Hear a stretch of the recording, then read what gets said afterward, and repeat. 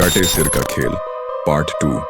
5 लड़कों के गायब होने पर उनका छोटा भाई विक्रम पुलिस स्टेशन पहुंचा। उसने शिकायत दर्ज कराते हुए कहा, मेरे भाई कई दिनों से घर नहीं लौटे, मुझे लगता है सराय में कुछ हुआ है। पुलिस ने तुरंत एक टीम बनाई और विक्रम को साथ लेकर उसी पुराने सराय पहुंची। सब सीधे कमरा नंबर 6 में पहुंचे।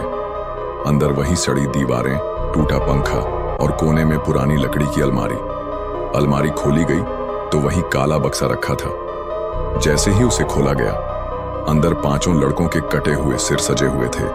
उनकी आंखें खुली थीं और सब विक्रम की तरफ देख रहे थे। विक्रम की चीख निकल गई, भाई!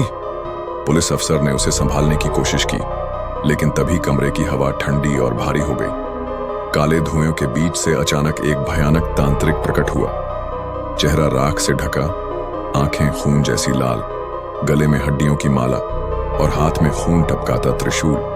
उसकी आवाज गूंजी, ये सिर मेरी शक्ति है, अब तुम सब भी मेरे हो।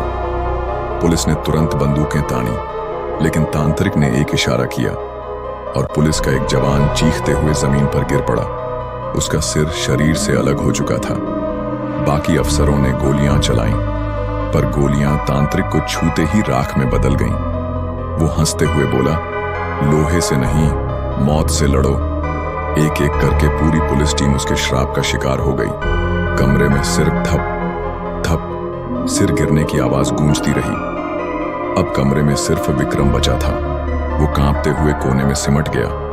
तांत्रिक धीरे धीरे उसकी तरफ बढ़ा। उसकी परछाई दीवार पर लंबी और विकृत होती जा रही थी। वो फुसफुसाया, अब तेरे सिर की बारी है। लेकिन तभी सराय का दरवाजा जोर से खुला। विक्रम ने मौका पाकर किसी तरह खिड़की तोड़ी और बाहर भाग निकला। सुबह जब लोग सराय पहुंचे तो कमरे में वही काला बक्सा रखा था, लेकिन इस बार उसमें 5 दोस्तों के सिर के साथ साथ पुलिस अफसर और पूरी टीम के सिर भी सजाए हुए थे। बक्से पर खून से लिखा था, एक सिर अब भी बाकी है। और उसी वक्त दूर भागते हुए विक्रम की गर्दन पर हल्की सी लाल रेखा उभर चुकी थी, जैसे अगला शिकार तय हो चुका हो।